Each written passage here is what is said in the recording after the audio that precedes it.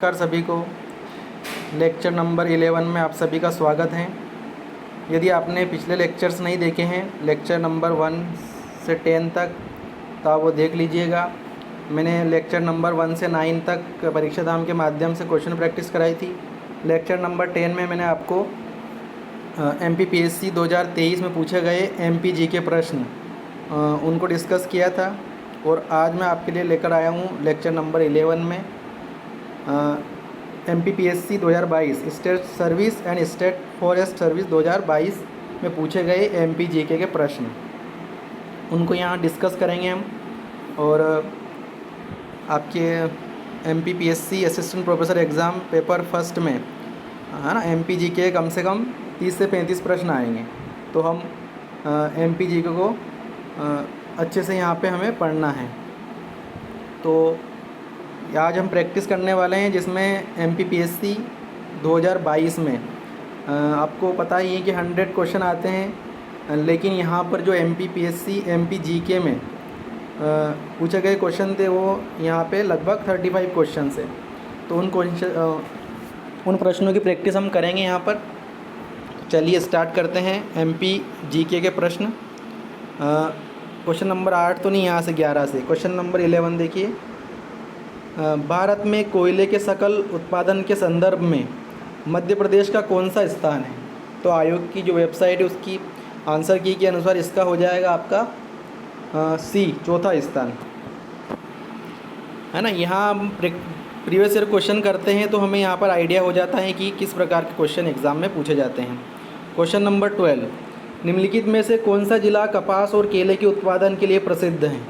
कपास और केले के उत्पादन के लिए, तो इसका हो जाएगा 12 का डी, बुरहानपुर जिला कपास और केले के उत्पादन के लिए प्रसिद्ध है। ये आपको पता ही है, मध्य प्रदेश सरकार की लाडली बहना योजना अंतर्गत योग्य महिलाओं को कितनी राशि दी जाएगी? तो ये दी जाएगी, आंसर हो जाएगा इसका ए, 1000 प्रति माह। स्टार्टिंग में 1000 प्रति माह, फिर 1250 ऐसे करके बढ़ते जाएंगे। तो यहाँ पे जो आंसर हो जाएगा वो 13 का ए हो जाएगा। क्वेश्चन नंबर 14 देखिए, निम्नलिखित में से किस जनजाति को आदर के साथ खुटिया पटेल के रूप में संबोधित किया जाता है? खुटिया पटेल इम्पोर्टेंट है, जनजातियों के बारे में पढ़ लेना अच्छे से आप। तो 14 का जो है आपका हो जाएगा ए, सहरिया जनजाति को खुटिया पटेल के नाम से संबोधित किया जाता है। नेक्स्ट क्वेश्चन है आपके पास, भारत की जनगणना 2011 के अनुसार मध्य प्रदेश का न्यूनतम जनसंख्या घनत्व वाला जिला कौन सा है? न्यूनतम जनसंख्या घनत्व किसका है? तो वो है आपका डिंडोरी। आंसर इसका ए हो जाएगा, 15 का है डिंडोरी। और अधिकतम जनसंख्या घनत्व किसका है? भोपाल का है ना, वो भी याद रखिएगा आप।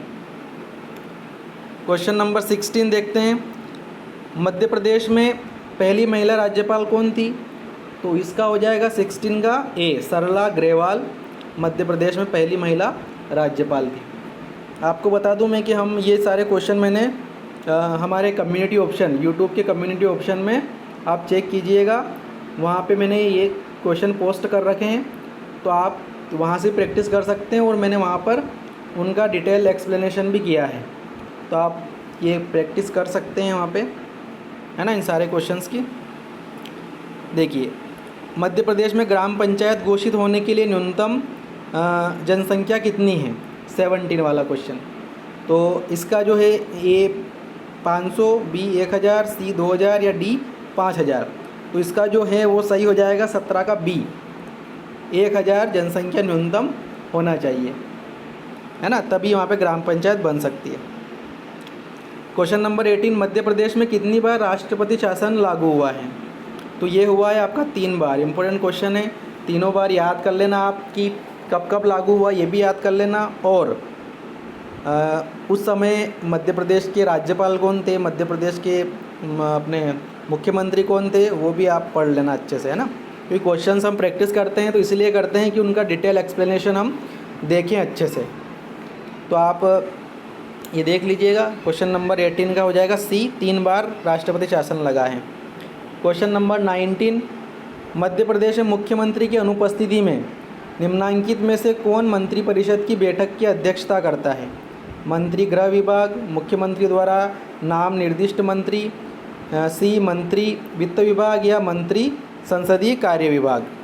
तो इसका जो आंसर हो जाएगा वो हो जाएगा आपका बी वाला, मुख्यमंत्री द्वारा नाम निर्दिष्ट मंत्री। तो 19 का क्या हो जाएगा, 19 का बी हो जाएगा।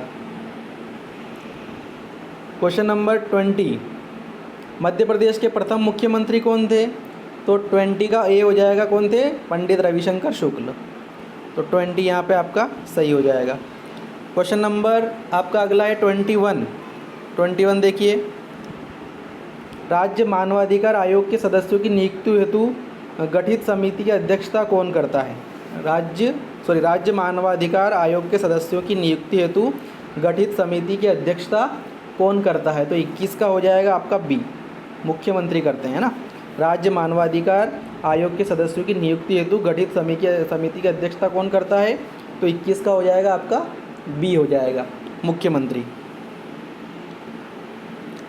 नेक्स्ट है आपका मध्य प्रदेश राज्य पिछड़ा वर्ग आयोग संशोधन अधिनियम 2021 के अंतर्गत कितने अशासकीय सदस्य हो सकते हैं, है ना? कितने अशासकीय सदस्य हो सकते हैं? तो 22 का हो जाएगा आपका सी। गैर सरकारी सदस्य कितने हो सकते हैं? 5 हो सकते हैं। तो 22 का सी हो जाएगा। ये वाला क्वेश्चन हमारे ये एमपी जीके का नहीं है, तो हम ये नहीं देख रहे। अभी हम केवल क्या देख रहे हैं? एमपी जीके के प्रश्न। 24 वाला भी नहीं है, 25 वाला भी नहीं है। अब देखो क्वेश्चन नंबर 26। क्वेश्चन नंबर 26 यहाँ पर डिलीट किया गया था, आयोग द्वारा डिलीट किया गया था। तो एक बार इसका आंसर आप मुझे कमेंट करके बताइएगा। मध्य प्रदेश राज्य निर्वाचन आयोग कब अस्तित्व में आया था? इसका कौन सा क्वेश्चन ये डिलीट किया गया था? तो इसको देखना आप, है ना। क्वेश्चन नंबर 27 नहीं, ये क्वेश्चन नंबर 27 भी अपने एमपी जीके में नहीं आएगा। तो हम अगला जो क्वेश्चन स्टार्ट करेंगे 36 वाला। ये क्वेश्चन आपके एमपी जीके से नहीं है। क्वेश्चन नंबर 36 देखिए,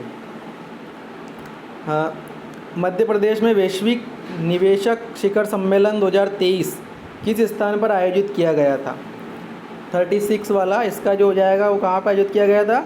इंदौर में। इम्पोर्टेंट क्वेश्चन है ना। मध्य प्रदेश में वैश्विक निवेशक शिखर सम्मेलन 2023 कहाँ पे आयोजित किया गया था? इंदौर में। 37 नेक्स्ट क्वेश्चन देखिए, भारतीय सेना ने मध्य प्रदेश के किस स्थान पर क्वांटम प्रयोगशाला की स्थापना 2021 में की थी? इसकी क्वांटम प्रयोगशाला की स्थापना। तो 37 का आपका हो जाएगा ए। कहाँ पे करी थी? महू में। भारतीय सेना ने मध्य प्रदेश के किस स्थान पर क्वांटम प्रयोगशाला की स्थापना 2021 में की थी? कहाँ की थी? महू में की थी। 37 का हो जाएगा आपका ए। नेक्स्ट क्वेश्चन है आपका, अब अगला हम स्टार्ट करेंगे 71 से, मध्य प्रदेश एमपी जी के। देखिए 71 कुछ कथन दे रखे हैं यहाँ पे मिट्टी के संबंध में। तो बघेलखंड में लाल और पीली मिट्टी पाई जाती हैं, पहला कथन है। दूसरा, लाल एवं पीली मिट्टी में उर्वरता अधिक होती है। तीसरा, मालवा पठार में गहरी काली मिट्टी पाई जाती है। और चौथा, मध्य प्रदेश के उत्तरी पश्चिम भाग में जलोढ़ मिट्टी पाई जाती है। ये चारों कथन हमें बताना है कि कौन कौन से यहाँ पर सत्य हैं, सही कथन है। तो आपका कौन सा क्वेश्चन है? 71। तो 71 का हो जाएगा आपका डी हो जाएगा। 71 का डी। 1, 3 और 4, 1, 3 और 4 यहाँ पे सही होंगे। तो देखो, एक मतलब बघेलखंड में लाल पीली मिट्टी पाई जाती है, ये सही कथन है। लाल एवं पीली मिट्टी में उर्वरता अधिक होती है, ये गलत है। मालवा पठार में गहरी काली मिट्टी पाई जाती है, ये भी सही है। और मध्य प्रदेश के उत्तरी पश्चिम भाग में जलोढ़ मिट्टी पाई जाती है, ये भी सही है।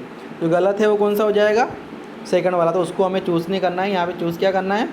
1, 3 एंड 4। तो 1, 3 एंड 4 क्या यहाँ पे सही है? तीनों कथन है ना, ये वाला सही हो जाएगा। 71 का डी। 72 मध्य प्रदेश निम्नलिखित जिलों में से मैग्नीज के बड़े भंडार किस में है? बालाघाट, नीमच, सागर, दमोह। तो इसका जो हो जाएगा 72 का ए हो जाएगा। कहाँ पे है मैग्नीज के बड़े भंडार? बालाघाट, क्योंकि बालाघाट को मैग्नीज नगरी के नाम से जाना जाता है, मैग्नीज राजधानी के नाम से। मध्य प्रदेश की मैग्नीज राजधानी कौन सी है? तो वो है बालाघाट। 72 का ए हो जाएगा। अब अगला क्वेश्चन है हमारे पास 73 में देखिए, निम्नलिखित में से कौन सा कथन मध्य प्रदेश की जलवायु के संबंध में सही नहीं है, ये पूछा है। क्या पूछा है, ये क्वेश्चन अच्छे से पढ़ना है हमें ना, आराम से, इसलिए क्वेश्चन प्रैक्टिस करते हैं हम कि हम आराम से वहाँ पे पेपर को अटेम्प्ट कर पाएँ। तो यहाँ पे पूछा है नहीं है, कौन सा कथन सही नहीं है ना, 73 का। तो 73 जो है वो पढ़ना आप इसमें, तो 7 जो सी वाला जो ऑप्शन है वो सही नहीं है। ग्रीष्म ऋतु में मुरैना और दतिया जिलों में तापमान कम रहता है, लेकिन जबकि तापमान क्या रहता है, अधिक रहता है, तो ये वाला गलत हो जाएगा। तो 73 का क्या हो जाएगा, सी हो जाएगा। बाकी सारे कथन यहाँ पे सत्य हैं, 73 का सी। नेक्स्ट क्वेश्चन है हमारे पास 74। देखिए, बीना नदी निम्नलिखित नदियों में से किसकी सहायक नदी है। बीना नदी निम्नलिखित नदियों में से किसकी सहायक नदी है, 74 का। तो 74 का हमारा ए हो जाएगा। बीना और ये बीना नदी जो है वो बेतवा नदी की क्या है, सहायक नदी है। तो 74 का ए हो जाएगा। अगला है क्वेश्चन नंबर 75। अखरानी और मथवार पहाड़ियों के मध्य निम्नलिखित में से किस नदी ने गहरी कंदरा बनाई है। अखरानी और मथवार पहाड़ियों के मध्य निम्नलिखित में से किस नदी ने गहरी कंदरा बनाई है। 75 का हो जाएगा हमारा डी, हो जाएगा नर्मदा नदी ने। 75 डी, नर्मदा नदी। फिर अगला 76। तो 76 है, निम्नलिखित में से कौन सा जिला वर्षा ऋतु में अधिक वर्षा प्राप्त करता है। तो 76 का हो जाएगा हमारा सी, मंडला जिला है जो वर्षा ऋतु में अधिक वर्षा प्राप्त करता है। 76 का सी हो जाएगा। नेक्स्ट क्वेश्चन है 77 देखिए, भौगोलिक क्षेत्रफल के प्रतिशत के रूप में निम्नलिखित में से किस जिले का वन क्षेत्र सर्वाधिक है। तो 77 का हो जाएगा आपका बी, श्योपुर जिला जो है उसका वन क्षेत्र क्या है, सर्वाधिक है। 77 का बी हो जाएगा। फिर आपका अगला क्वेश्चन 78, क्वेश्चन नंबर 78। निम्नलिखित में से मध्य प्रदेश में सिंचाई का प्रमुख साधन क्या है। तालाब एवं झीलें, नहरें एवं नदियाँ, नहरें तालाब या कुएं और ट्यूबवेल।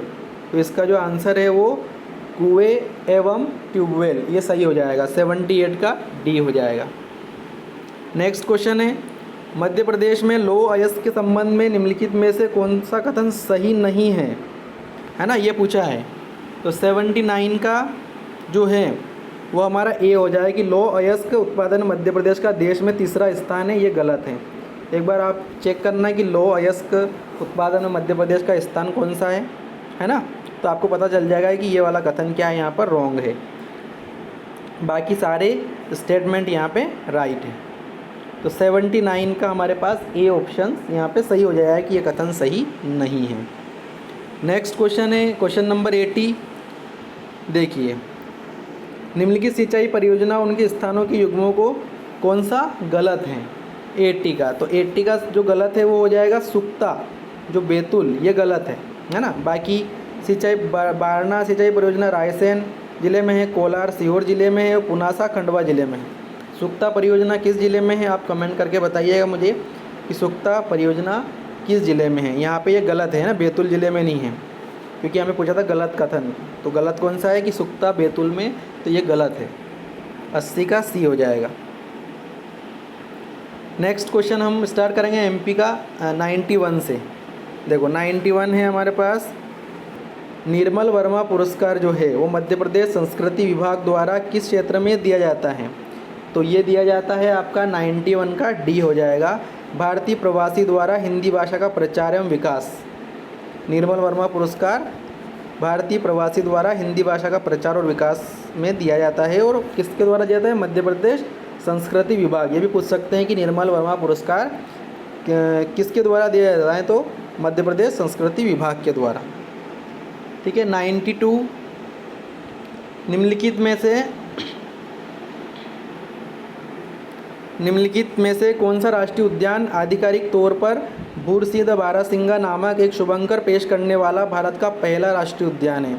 तो ये हो जाएगा आपका, सबको पता है, कान्हा राष्ट्रीय उद्यान। तो 92 का ए हो जाएगा, है ना। जो एमपी का सबसे बड़ा राष्ट्रीय उद्यान है। 93, निम्नलिखित में से कौन सा कथन प्रसिद्ध ढोकरा कला के लिए सही नहीं है? कौन सा सही नहीं है? तो 93 का हो जाएगा, यहाँ पे 93 का दे रखा है, सी और डी दोनों दे रखे थे इसमें।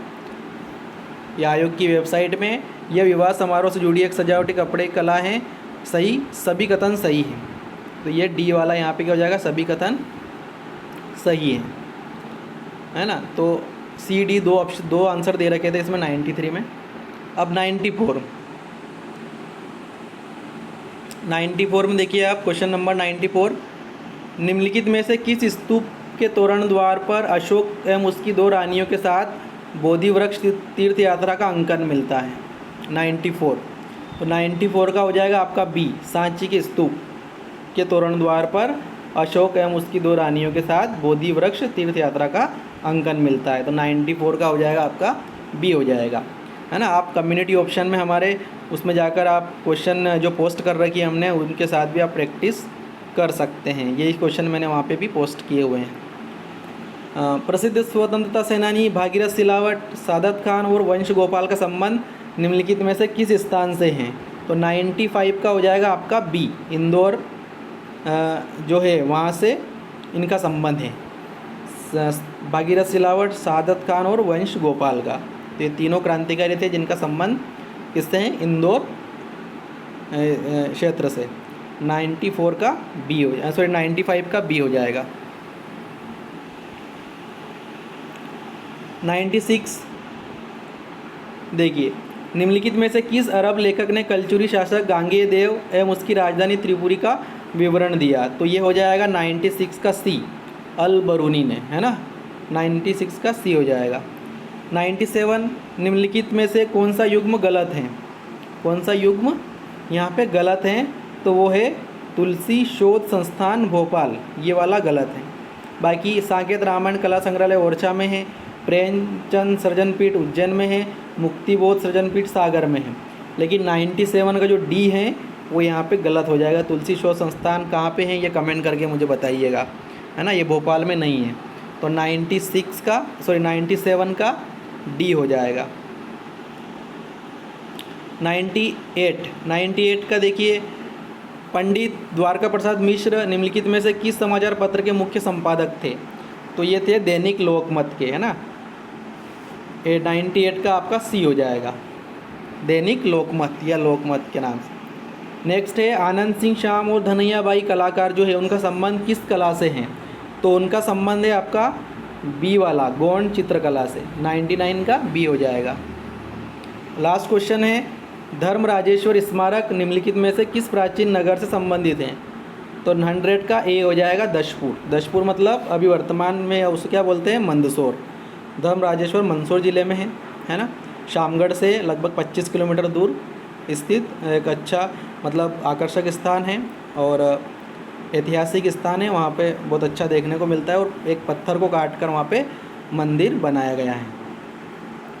तो सभी का बहुत बहुत धन्यवाद। अगर चैनल पे नए हैं तो चैनल को सब्सक्राइब कीजिएगा। अगर वीडियो को देख रहे हैं तो वीडियो को लाइक कीजिएगा। ठीक है, मिलते हैं नेक्स्ट लेक्चर में।